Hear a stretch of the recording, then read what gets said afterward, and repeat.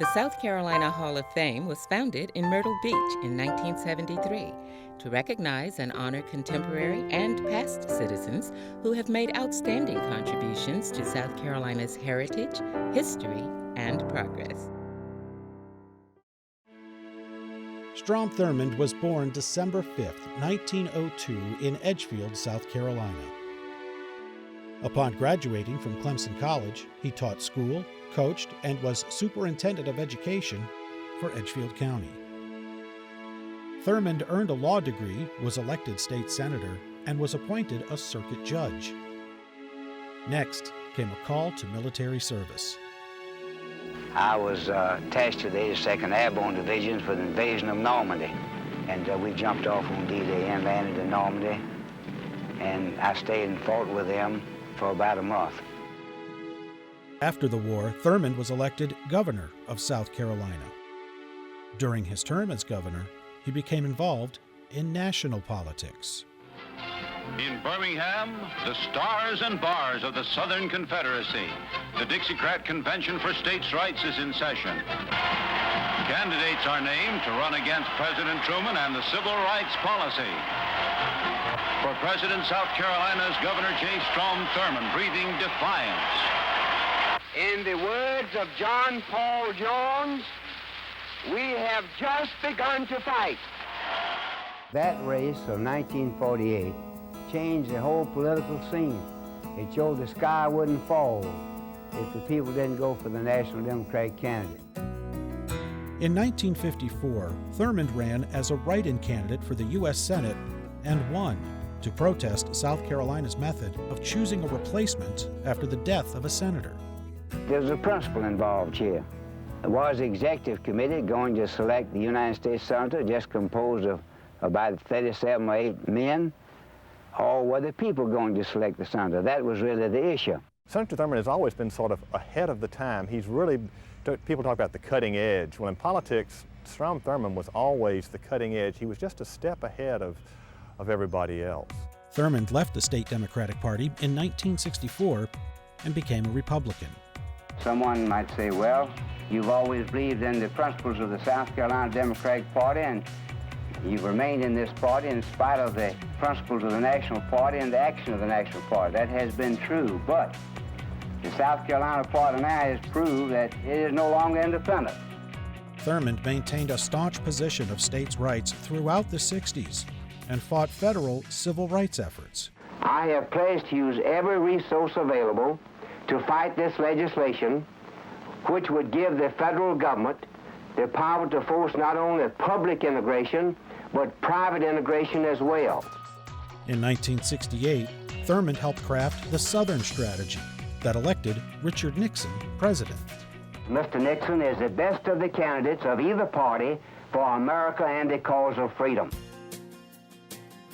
Thurmond settled comfortably into the life of a U.S. Senator, a position he would hold for nearly 50 years. He assumed major roles of leadership and responsibility during the Reagan years. By having a Republican president in the White House, people now call on the Republican members, and also by the Republicans taking over the Senate, the senior members, like myself, have become chairman of committees. Thurmond really is a super politician, and he knows what he can get, he knows what he can't get. In order to be effective up there, you've got to try to make friends with everybody you can and be helpful to the other senators. I think Strom's strength is the fact that he gets along with everyone. He may not agree with you, with me, or with somebody else on the committee from a philosophical standpoint, but he's going to let everybody's going to have a chance to be heard. Nobody's going to be shut off, and he's going to hustle as much as he can to get the bill moving. And he has a great credibility and a great persuasiveness, and I think he's very effective. He's a quintessential legislator. He wants to get things done. In addition to chairing the Senate Judiciary Committee, Thurmond was chairman of the Armed Services Committee. The thing we want to do is to deter a war, and we can deter a war if we remain strong militarily.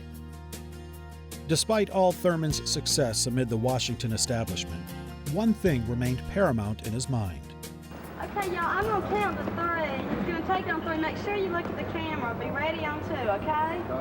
Okay, 1, 2, Smile.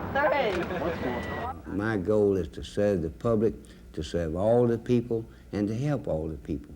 I get a tremendous thrill out of helping somebody with a problem. And we help hundreds of people here every month.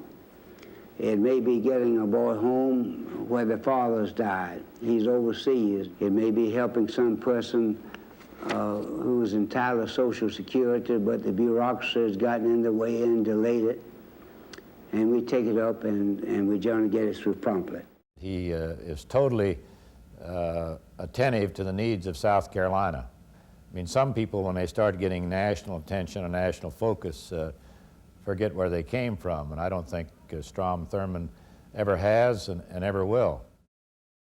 There are few men or women who have had such a diverse career as this person: teacher, coach, lawyer, farmer, soldier, school superintendent, state senator here, judge, governor, U.S. senator, and now Senate President pro tempore. A legislator, a judge, a soldier, a governor, and a senator. And yet, in the hearts and minds of those South Carolinians that he has served so ably over the years, he is known as just Strom.